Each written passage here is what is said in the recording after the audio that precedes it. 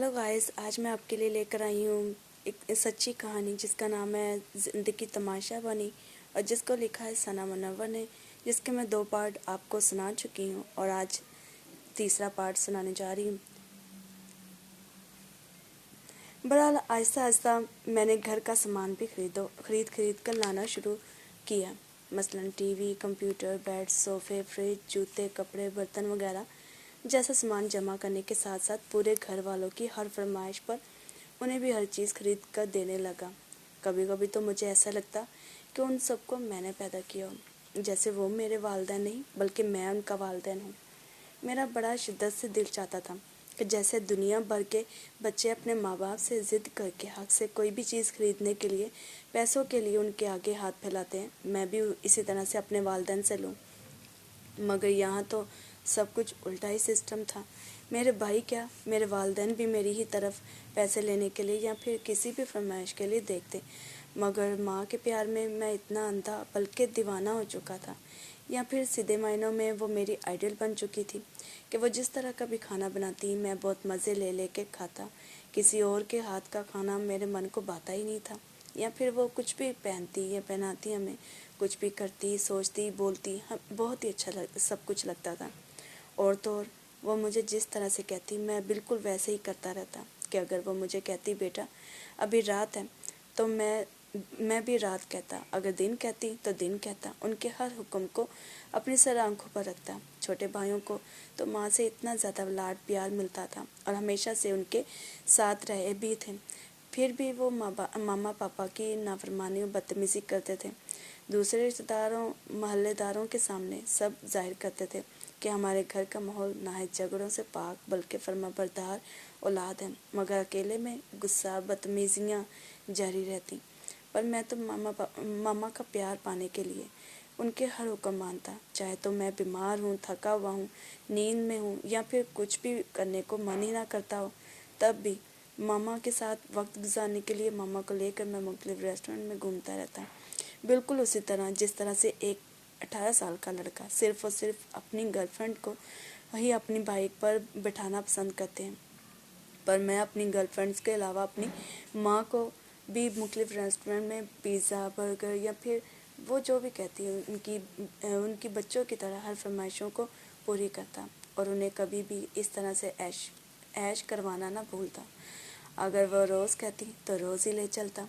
मुझे अच्छा लगता था जब मैं अपनी मामा को लेकर होटलों में खाना खाने बैठता, बल्कि फ़ख्र सा महसूस होता था कि मेरे साथ मेरी माँ बैठी खाना खा रही हैं। तमाम घर वाले बेशक मुझसे ज़रूरत के तहत मोहब्बत करते हों, मेरी कदर न करते हों, मगर मैं उन सब से ज़रूरत के तहत नहीं बल्कि दिलो जान से मोहब्बत करता था। बहरहाल अब तो मैं 18 साल का बालिग लड़का था, तब भी मामा पापा ने मुझ पर अपना हाथ उठाना बंद न किया था, बल्कि बिला वजह ही या दूसरों का गुस्सा मुझ पर निकालने के लिए मंदिर का घंटा समझकर जब दिल किया मारते रहते, जैसे मैं इस दुनिया में पैदा ही मार खाने के लिए हुआ हूँ। वैसे सच बात बताऊँ, मामा पापा कहाँ मुझे मारते थे, एक्चुअली मार तो मैं खाता था उनसे। वो मेरे सगे माँ बाप थे या नहीं उनका तो पता नहीं, पर मुझे इतना पता है कि मैं उनका सगा बेटा हूँ, 16 आने खरा। खैर तब भी मैं उफ तक ना करता, बल्कि खामोशी से उनकी हर ज़्यादती और नाइंसाफ़ी को सह लेता, क्योंकि कहते हैं ना कि मोहब्बत सब कुछ सह लेती है। तो मैं भी जनाब उन्हीं की मोहब्बत में उन्हीं की नाइंसाफ़ियाँ वगैरह सह लेता, ताकि मेरी वजह से कोई तमाशा घर में ना हो, सुकून और अमन का दारोमदार बना रहे। पर ऐसा काम मुमकिन था भाई साहब। हमारे मामा पापा आपस में ही बिला वजह एक दूसरे के साथ भी ऐवें ही झगड़ते रहते, जैसे मैं अपने छोटे होने के से ही देखता आ रहा था। इसीलिए भी मुझे बेजारी सी होती रहती थी अपने घर के माहौल से। इसीलिए मैंने तो पहले ही से सोच रखा था कि मेरे बीवी बच्चे होंगे तो जो कुछ मेरे साथ होता रहा है और देखता आया हूँ वो उनके साथ कभी भी नहीं दोहराने दूंगा। जिन चीज़ों से मैं महरूम रहा हूँ उन्हें कभी भी महरूमी होने नहीं दूंगा। बहरहाल घर के माहौल को देख कर कभी कभी मेरा दिल तो बहुत चाहता था कि इन सब को छोड़ छाड़ कर कहीं दूर भाग जाऊँ। फिर सोचता कि माँ जिससे मैं बेपनाह मोहब्बत करता हूँ, आखिर उनके बगैर कैसे मैं रहूँगा। इसीलिए उनकी हर बात को अपने ज़हन से मिटाने की हर पल कोशिशों में महव रहता। और जनाब दूसरी तरफ मेरे छोटे भाई साहब, وہ تو اپنے آپ کو ماما پاپا کا ایک تھپڑ تک نہ لگنے دیتے. اگر والدین پر غصے سے ہاتھ اٹھ بھی جاتا، بلکہ میرا تیسرا چھوٹا بھائی تو خوب من کھول کر کئی دفعہ پاپا کی کرتوتوں کی وجہ سے ان کی دلائی کرنے سے ذرا بھی گریز ہی نہ کرتا، اور مار کٹائی کرنے کے بعد بھی اس کو کوئی فرق ہی نہ پڑتا تھا، بلکہ یہاں تک کہ میں ان تینوں بھائیوں کے کسی کام کو کرنے سے منع کر دیتا تب بھی. مگر حیرت کی بات ہے کہ مجھ پر تو تینوں ہاتھ اٹھانے سے پرہیز کرتے تھے، یا پھر شاید ڈرتے تھے، اس لیے وہ فوراً ماما سے جھوٹ بول کر مجھے مار پڑوا دیتے، اور ماں بھی ان کی باتوں میں فوراً ہی آ کے مجھے صفائی دینے کا موقع تک نہ دیتی. تب ایسے میں بہت اذیت دیتا ہے نا وہ لمحہ جب آپ غلط بھی نہ ہو مگر آپ کو غلط سمجھا جائے، اور بدلے میں آپ اپنی صفائی بھی نہ دے سکیں. خیر، تب میں وہ مار بھی سہ لیتا. اور ویسے بھی بائبل سے تو میں نے یہی سیکھا ہے کہ والدین کو حقارت کی نظر سے دیکھنا اور ان پر ہاتھ اٹھانا عزت نہ کرنا گناہ کے زمرے میں آتا ہے، اور وہ لوگ خدا کی نظر میں مقبول بھی نہیں. پر مجھے تو خدا کی نظر میں مقبول ٹھہرنا تھا، کیونکہ میں نہیں چاہتا تھا کہ جب میری اولاد پیدا ہو تو وہ بھی مجھ پر ہاتھ اٹھائیں، ورنہ یہ تو نسل در نسل کام جاری رہے گا. اسی لیے میں اپنے غصے پر کنٹرول کرتا رہتا، ورنہ آپ کو بتایا تھا نا کہ میرا غصہ غلط باتوں کو برداشت نہیں کرتا، اور اگر مجھے روک ٹوک میرے ہی پسندیدہ کام میں کی جائے تو وہ کام پھر میں جان بوجھ کر ضد میں آ کر کرتا.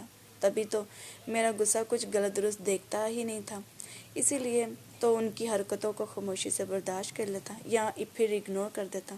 ورنہ ہاتھ اٹھانے کو تو میں بھی ہاتھ اٹھا سکتا تھا، لیکن نہیں اٹھاتا تھا. بس شرارتیں کرتا رہتا، ہنستا اور دوسروں کو بھی ہنساتا رہتا. پر جب بھی اکیلا بیٹھتا تو دن بھر کی زیادتیاں نہ چاہتے ہوئے بھی مجھے یاد آنے لگتی، اور آنکھوں میں سے آنسو بھی خود بخود ہی بہنے لگتے، اور میں بھی ان کو بہنے سے کبھی نہ روکتا، کیونکہ یہ آنسو اگر اندر جمع ہو جائیں تو شاید انگارے بن جاتے ہیں. اس لیے تو ان کا بہنا ہی اچھا تھا. میں اندر سے کتنا تنہا اور اکیلا تھا یہ کوئی بھی نہیں جانتا تھا. ایسے لگتا تھا جیسے میں بس ایویں بنا مقصد کے ہی زندگی گزارتا جا رہا ہوں. پتہ نہیں پیدا بھی میں کیوں ہو گیا. اسی وجہ سے میں تو حالات کے مطابق اپنے آپ کو ڈھالنے کی ہر ممکن کوششوں میں لگا رہتا، کیونکہ انسان خود نہیں بدلتا، اسے حالات بدل دیتے ہیں، اور زمانے کی ٹھوکریں اسے بدل دیتی. وقت کے ساتھ ساتھ زخم تو بھر جاتے ہیں، لیکن زخم کے نشان ظلم کی یاد کو ہمیشہ تازہ رکھتے ہیں. خیر، میرے سپنے تو بہت سارے تھے. یعنی سب سے پہلا سپنا لسٹ میں تو اچھے ماحول و جگہ پر پرآسائش گھر خرید کر اپنے گھر والوں کو دینا تھا، تاکہ کرائے کے گھر سے ہم نکل سکیں، اور میری ماں کے لیے اس میں کچن آسائشوں کے ساتھ موجود ہو، کیونکہ مجھے بڑی تکلیف ہوتی تھی جب میری ماں اتنی تکلیف کی حالت میں صحن کے ایک سائڈ پر کچن بنا کر نیچے زمین پر بیٹھتی تھی. میں تو اپنے مشن پر نکل پڑا اور گھر بنانے کی جستجو میں دن رات محنت کرنے لگا کہ جو کام میرے ماما پاپا نے نہ کیا وہ میں ہی کم سے کم پورا کر لوں. اسی اثناء میں نے اپنے دوست کی مدد سے خالی زمین بک رہی تھی، میں نے زمین گھر والوں کو بنا بتائے ہی خرید لی کہ آہستہ آہستہ اسے تعمیر و مرمت کروا لوں، پھر ہی سب کو سرپرائز دوں گا. مگر اس سے پہلے ہی مجھے دھوکہ مل گیا. ایکچولی جس آدمی کو میں نے پیسے دے کر زمین خریدی تھی وہ پیسے لے کر غائب ہو گیا، اور میں کسی پر الزام تک نہیں ٹھہرا سکتا تھا، کیونکہ یہ میرا اپنا ہی تو قصور تھا، بڑی آسانی کے ساتھ، جو میں سب پر اعتبار کر لیتا تھا. اور ویسے بھی دھوکہ تو دیتے ہی اعتبار کے لوگ ہیں، بے اعتبارے پر ہر کوئی بھروسہ نہیں کرتا ہے نا. پر شاید میں ہی اکیلا پاگل اس دنیا میں جو اعتبارے اور بے اعتبارے دونوں پر ہی آنکھ بند کر کے بھی بھروسہ کر لیتا تھا، اور نتیجہ صرف دھوکہ ہی ملتا. بتیک کو خیر بات کہہ کے جہاں میرے تینوں بھائی کاپیاں رجسٹر بنانے کا کام کرتے تھے، وہیں پر ایک دن میں نے انہی سے کام سمجھا اور سیکھا. پھر اردو بازار کی مارکیٹ میں اپنے دماغ اور ذہانت کے بلبوتے پر خود اسی رجسٹر کاپیاں وغیرہ کے اپنے کاروبار کی ابتدا کی. پھر اپنے تینوں بھائیوں کو بھی اپنے ساتھ رکھا. بس پھر کیا، اس کاروبار میں تو خدا کے فضل سے ترقی بھی خوب ہونے لگی، کیونکہ میرا تو یہی ماننا تھا کہ اپنے سپنوں سے زیادہ اپنوں کی ویلیو کرو تو پھر سپنے بھی اپنے آپ کو پورے ہو جاتے ہیں. میں تو اسی سوچ کے ساتھ محنت و مشقت کی جدوجہد میں دھیرے دھیرے آگے بڑھنے لگا. خیر، زندگی تو اسی افرادفری میں ہی گزر رہی تھی کہ ایک دو بار ہماری پوری فیملی سمیت کو لال پور دعوت نامہ ملا. एक्चुअली उन्होंने घर पर ही एक छोटी सी शुक्रगुजारी की दवा जो रखी थी, और हम भी जनाब पूरी फैमिली समेत मेहमानों से पहले ही दोपहर में चले गए। तब मुझे याद है कि जब से उसने मेरी साइड ली थी और जब से मैंने उसे अपने बहुत करीब से देखा और उसकी हर खूबी को जांचा था। वैसे तो मैं बचपन से ही उसकी खूबियों का दीवाना था, पर उस दिन के बाद से कुछ ज़्यादा ही दीवानगी सर चढ़ के बोलने लगी थी। इसीलिए तो तब से ही मैं उससे मुलाकात का कोई भी मौका हाथ से जाने ना देता था। मुझे अच्छा लगता था उससे बात करना, उसे देखना। बहरहाल ज़िंदगी फिर से उन्हीं मशक्क़तों में निकल पड़ी थी कि अचानक से हमें फिर से इत्तला मिली। मेरी मामा का बड़ा भाई भी अब इस दुनिया से कूच कर गया है। पहले छोटा भाई फौत हुआ था और अब बड़ा भी अल्लाह को प्यारा हो गया। हमारे दिल को तो बहुत बड़ा सदमा पहुंचा। मुझे तब के वो दिन भी अच्छे से स्मरण है कि हम सब के सब फटाफट मेयर टाउन के लिए रवाना हो गए। वहाँ मैं तो मेहमानों को पानी और खाना देने की खिदमत से अंजाम दे रहा था। कितनी सारी भीड़ में मेरी तो नज़र सनिया पर जा रुकी, जो कि मामा की बड़ी बहन की बेटियों के साथ खड़ी गप्पे हाँक रही थी। तब उससे बात किए बगैर मैं तो फिर रह ही ना सका। सो इतनी दूर से ही मैंने हवा में ही हाथ लहरा कर हेलो बाजो कहने के बाद फिर डायरेक्ट ही आखिर उसके पास चला है और उसे हल्का सा बाजू से अपने साथ लगा कर मुस्कराते हुए मैंने पूछा, hi pop girl, how are you? तो उसने भी इसी तरह मुस्कराते हुए नज़रें झुका कर मुझे जवाब दिया, एकदम मस्त, एकदम रापचिक, एकदम खूबसूरत। ये कहने के बाद उसने जैसे ही नज़रें उठाकर मेरी तरफ मुस्कुरा कर देखा तो मेरे मुंह से बेख्तियारी निकल पड़ा, वाह। क्योंकि तब उस वक़्त उसका चेहरा बिल्कुल मेरे चेहरे के पास ही तो था। तो पता नहीं मुझे उस पर इतना लाड क्यों आ रहा था। वो हमेशा से ही मुझे इतनी छोटी सी मासूम मगर सादा सी प्यारी क्यों लगती थी। उसे एक लम्हे में दिल ही नहीं कर रहा था कि उसके पास से हटने का, पर कोई वजह भी नहीं थी ना उसके पास रुकने की। सो इतने से हेलो हाय के बाद उसके पास से फ़ौरन हट गया। जब तक हम दोनों वहाँ रहे तो आमना सामना यूं ही होता रहा और हल्की फुल्की बात भी होती रही। बहरहाल उसके बाद फिर से कई दिन गुजर गए, पर फेसबुक और फ़ोन कॉल्स वगैरह पर तो उनकी फैमिली से हमारा राब्ता हमेशा से ही रहा था। तभी एक दिन गर्मियों के दिनों में सनिया की सबसे बड़ी बहन ने हमारी पूरी फैमिली को भी अपने नए घर की खुशी और शुक्रगुजारी की दुआ में शरीक होने की दावत दी। सो हम भी उनका घर ढूंढते आखिर उनकी खुशी में शरीक होने के लिए पहुंच गए। मेरा दिल तो कब से सनिया के इंतज़ार में बेचैन था, इसलिए अपने आप को बहलाने के लिए बड़ी बाजी के बच्चों के साथ फ़ोटो शूट करने में मसरूफ़ हो गया कि आखिरकार सनिया लोग आए तो जनाब मेरी जान में जान आई। पर सभी मेहमानों से मिलने मिलाने में ही उसने इतनी देर लगा दी। सो जब उससे मुलाकात हुई तब ही उसी दौरान वो मुझसे मिलने लगी। तभी मैंने उसके कंधे से पकड़कर अपने साथ लगा लिया और सीढ़ियाँ चढ़ते हुए मैंने उससे सीरियस अंदाज में पूछा, एक बात पूछूं? तो वो मुस्कुरा के कहने लगी, एक क्यों, दो पूछो। तभी मैंने उसकी बात से हंसकर बड़ी राजदारी के साथ उसके मुंह के पास अपना मुंह करते हुए पूछा, आप यहाँ दुआ करने आई हैं या पूंडी करने? पर उसने मेरी इस बात का ज़रा सा भी बुरा ना मनाया कि आखिर मैंने ये बात उसे क्यों की, बल्कि मुस्कुराते हुए कहने लगी, दोनों। तभी ये कहकर उसने मुस्कुराकर मेरी तरफ देखा और मैं तो पहले ही से मुस्कुराते हुए उसे घूर रहा था, जो कि आज वो मेरे ही पसंदीदा मस्टर्ड रंग की शॉर्ट शर्ट और नीचे ब्लू जीन्स टाइट पहने, मैरून लिपस्टिक लगाए, कंधे तक आते तराशे हुए खुले बालों के साथ। मुझे तो वो बहुत उस दिन खूबसूरत लग रही थी, क्योंकि मामू की मेहंदी की तकरीब में ही तो मुझ पर यहाँ हुआ था कि मैं उसे पसंद करता हूँ, और ये भी कि क्यों मैं बचपन से ही उसे देखता था, क्यों मैं उसका इतना दीवाना था। पर अफसोस मैं उससे अपनी इस फीलिंग्स को किसी से क्या अपने आप से भी छुपाना चाहता था कि वो मुझे हर हालत में ही अच्छी लगती थी। मेरे दिल में तो उसके लिए बेपनाह इज्जत छुपी थी। इसी इज्जत की खातिर मैं नहीं चाहता था कि मेरी वजह से उस पर कोई उंगली उठाए, क्योंकि मेरी नज़र में तो एक औरत का मुकाम आला दर्जे पर ही था। क्योंकि एक औरत यानी वो जो केयर करना जानती है, जो स्मार्ट है, ज़हीन है, हाँ कभी कभी थोड़ी नकचड़ सी हो जाती है, पर एक औरत ही है जो आपको पैदा करती है, हद से ज़्यादा दर्द सह के जन्म देकर इस दुनिया में लाती है। उसी के दम से ही इस दुनिया में रौनक है। और औरत जिसका मैं कभी बाप बनूंगा, जो कल मेरे नसीब में होगी, वो भी तो एक औरत ही होगी। مگر مجھے تو ان لوگوں پر نہایت افسوس ہوتا ہے جو ایک عورت کو کھلونا سمجھتے ہیں، ان کو ظلموں کا نشانہ بناتے ہیں۔ مجھے تو شدید غصہ ان لوگوں پر آتا ہے جو پر شاید وہ لوگ یہ نہیں جانتے کہ ایک عورت اگر ایک گھر کو بگاڑتی ہے تو سنوارتی بھی وہی ہے، پر جیسی بھی ہے وہ بہترین ہے۔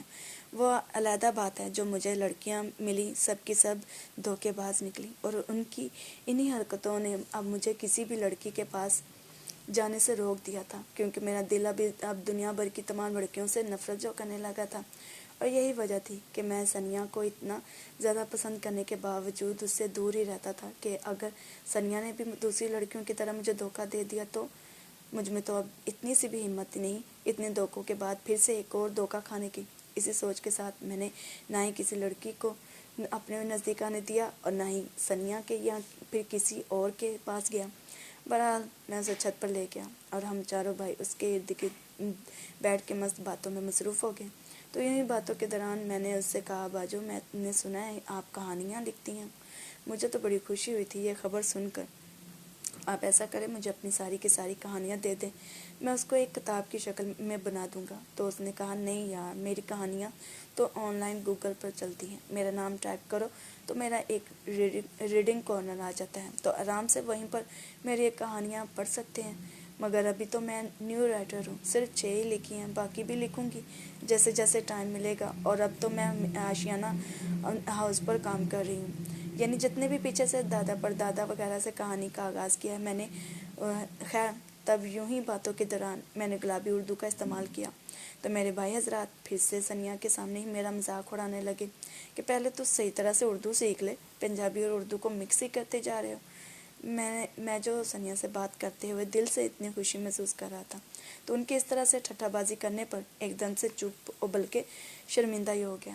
تب ایک بار پھر سے سنیا نے میری سائڈ لی کہ پھر کیا ہوا، اگر وہ گلابی اردو بول رہا ہے میں بھی بولتی ہوں، بہت مزہ آتا ہے مجھے تو، کیونکہ سننے والے بھی کم سے کم بور تو نہیں ہوتے۔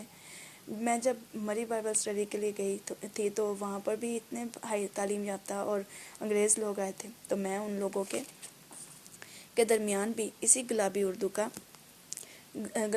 کا استعمال کر رہی تھی۔ تبھی ایک پاسٹر بھائی ہمارا کلاس فیلو میرا مذاق اڑانے لگا کہ باجی ابھی تو ہم مری آئے ہیں اور آپ کی اردو فوراً ہی بدل گئی ہے۔ تب میرے ٹیچر سر آزاد نے میرا ساتھ دیا کہ نہیں یار، اس اردو کا بھی اپنا ایک الگ مزہ ہے، ایسی اردو بھی کبھی کبھی بول لینی چاہیے، بوریت دور ہونے کے ساتھ ساتھ صحت بھی اچھی رہتی ہے۔ سنیا کے اتنا سا کہنے پر میرا دل تو خوشی سے بھر گیا کہ سنیا کی بھی میری طرح کی ہی کچھ سوچیں اور عادتیں تھیں۔ یہ جان کر میرا دل واقعی میں اپنے آپ ہی خوشی سے پھولے نہیں سمانے لگا تھا۔ بہرحال جناب زندگی پھر سے اپنے معمول کے مطابق چلنے لگی اور یوں ہی 3-4 مہینے پھر سے ان لوگوں سے ملے بغیر ہی گزر گئے۔ پر جب بھی سنیا اپنے فیس بک آئی ڈی پر اپنی فیملی تصاویر کے البم بنا کے لگاتی تو میں فوراً ان تصویروں کو اپنی فیملی کو دکھانے کے ساتھ ساتھ کمپیوٹر میں بھی سیو کرتا رہتا، کیونکہ بہت فخر سا محسوس ہوتا تھا کہ یہ سب ہماری کزن نما پڑھی لکھی بہنیں ہیں۔ یوں ہی وقت رنگ کر گزرتا رہا کہ اسی اسنا میں 2018 کا سال آن پہنچا۔ یہ سال تو میرے لیے نہایت خاص اچانک سے ہی بن جائے گا، یہ میں نے سوچا ہی نہ تھا۔ خیر تب ان دنوں میں تو پورے 23 سال کا ہو چکا تھا، اور مجھے اچھے سے وہ دن یاد ہے جب ستمبر کے اینڈ پر ہی میں ایک اتوار کی صبح چرچ میں مسیحی گیت گانے گیا، اور اتفاق سے اس دن ماما پاپا بھی ہمارے ساتھ ہی گئے تھے۔ تب وہیں پر ماما پاپا کو ایک لڑکی پسند آ گئی جس کا نام عائشہ تھا۔ انہوں نے میرے لیے اسے فوراً پسند کر لیا، اور میں نے بھی اس رشتے سے انکار نہ کیا کہ جہاں پر میرے ماں باپ کی خوشی ہے وہیں پر میری خوشی ہے۔ رشتے کو مزید آگے بڑھانے کے لیے وہ لڑکی کے گھر جا پہنچے۔ لڑکی تو بہت ہی سادہ سی طبیعت کی تھی اور نہ ہی پڑھی لکھی تھی، مگر گھر میں ہی رہتی تھی اور سارے گھر کے کام کاج سے واقف تھی، مگر میرے پاپا صاحب کو تو ہر رشتے میں ہی بس جلدی دکھانی ہوتی تھی اور پھر نتیجہ بعد میں رشتہ توڑنا ہی ہوتا تھا۔ ہر لڑکی کے جذباتوں کے ساتھ ایسے ہی یہ لوگ کھیلتے آئے تھے، مگر اب مجھے لگا کہ شاید یہ واقعی سیریس ہے، اس لیے پھر سے میں نے हामी भर दी थी। बहरहाल मेरे बाबा जी उस लड़की की सादगी को देखकर उसी वक्त तली तलावा यानी शगुन के पैसे उसके हाथ में रखा है, सो वो भी मुझे देखने घर आए। पर पापा की तरह उन्होंने तो मेरे हाथ में शगुन के पैसे रखे ही नहीं थे। मैं तो इस चीज़ पर बड़ा हैरान हुआ था, पर इग्नोर कर दिया। बहरहाल रिश्ता तय हुआ तो मंगनी की तारीख भी रख दी गई और मामा पापा भी फटाफट दावतनामा देने के लिए निकल पड़े कि बस छोटी सी मंगनी की रस्म अदा कर लेते हैं, ज़्यादा मेहमानों को अभी बुलाने की ज़रूरत नहीं, डायरेक्ट शादी पर ही सबको बुलाएंगे। सो मामा पापा तो सबसे पहले लालपुर दावत देने चले गए और जब वापस घर आए तो नहायत सोच में डूबे अंदाज में दुखी लहजे के साथ आपस में बाजो और सनिया की बातें करने लगे। तब तो हम चारों भाइयों के फ़ौरन ही कान खड़े हो गए जब भी हमारी फेवरेट कज़न बहनों का जिक्र आया और उनसे पूछने पर हमें पता चला कि उनके घर में काफ़ी माहौल नासाज सा चल रहा है। उन्हीं के दोनों भाइयों और भाभियों ने उन दोनों को तंग कर रखा था। सो उस दिन के बाद से हमें अपनी बहनों की तरफ से बहुत सारी परेशानी लाहक हो गई कि बेचारी कितनी बेबसी के साथ उनके दरमियान रह रही हैं। अफसोस तो मुझे बहुत हुआ कि हमारे कज़न भाई ऐसे निकलेंगे। खुदा ने इन दोनों को बहनें अता की, कितने लकी थे ये दोनों, पर उनको तो बहनों की कदर ही नहीं। मगर हमारी बड़ी ख्वाहिश थी कि हमारी भी कोई एक बहन तो होती, पर हम चारों भाइयों को तो खुदा ने एक बहन तक अदा ना की। बहरहाल धीरे धीरे दिन फिर से गुजरने लगे और चलते फिरते हम सब का घर में बस एक ही टॉपिक होता था, बाजी और सनिया की ज़िंदगी में होने वाली ज़्यादतियों का। और फिर ये टॉपिक भी धीरे धीरे जहन से निकलता गया। काम काज की मसरूफियत की वजह से फिर जनाब जैसे अक्टूबर 2018 आया तो वो महीना मेरी ज़िंदगी का सबसे अहम और ख़ास तरीन महीना बन गया। एक्चुअली उसी महीने में मैंने सपना देखा कि मेरी बेटी पैदा हुई। जब मैंने अपने दोस्त इलम नजूमी से अपने ख्वाब को डिस्कस किया तो पता चला कि शादी से पहले ही मुझे अपनी बेटी नज़र आ गई, मतलब मेरी बेटी ही पैदा होगी। और खुशखबरी भी थी कि जल्दी मेरी मंगनी या शादी भी होने वाली थी। मैं तो ये खबर सुनकर बड़ा खुश हुआ कि शादी के बाद मेरी बेटी ही पैदा होगी। एक्चुअली मैं बेटों से ज़्यादा बेटियों से मोहब्बत करता हूँ, क्योंकि बेटियां एहसासमंद होती हैं। मेरे हिसाब से तो बेटियां दर्द देती नहीं हैं, बल्कि दर्द को समझना जानती हैं। इसलिए मैं तो उस दिन से ही हवाओं में उड़ने लगा। अभी मुझसे ये खुशी संभाली नहीं जा रही थी कि फिर से हद ही हो गई। सनिया को अपनी दुल्हन बने ख्वाब में देख बैठा। ये देखकर मैं तो बहुत ही ज़्यादा परेशान हो गया कि ये क्या मैंने सपना देख लिया। कुछ दिन तो मैं परेशानी की हालत में ही रहा, पर दिल में कहीं ना कहीं खुशी के आसार भी उमड़ कर आने लगे थे, क्योंकि ये वो सपना था जो एक दिन के लिए भी अगर सच हो जाए तो गज़ब हो जाए। पता नहीं ये लम्हा हकीकत में बदलेगा भी या नहीं, पर इसका एहसास ही इतना खूबसूरत था कि उस दिन भले ये सच नहीं था, पर मैं उस सपने का साथ कभी नहीं छोड़ना चाहता था। मैं उसे एक याद बनाकर हमेशा अपने पास रखना चाहता था। सो धीरे धीरे काम की मसरूफियत की वजह से मैं उस सपने को भी भूलता चला गया। पर उस वक़्त मुझे कहाँ पता था कि मैंने अपने ख्वाब में दुल्हन बनी उस लड़की को देखा जो मेरी आने वाली ज़िंदगी में मुझसे भी ज़्यादा मायने रखेगी, मुझे खुद से भी ज़्यादा उससे प्यार हो जाएगा। मेरे दिल में हर वक्त बस यही एक सवाल तब उठने लगा कि क्या हमारी किस्मत में लिखा होता है कि हमारी ज़िंदगी में कौन आने वाला है, वो भी तब जब हमने उसके बारे में या फिर उसको पाने का सोचा भी ना हो। वैसे ये ज़िंदगी पे अजीब है ना जाने कितने अजीब अजीब रंग दिखाती हैं। खैर, बाकी की कहानी पार्ट 4 में। Thank you, bye.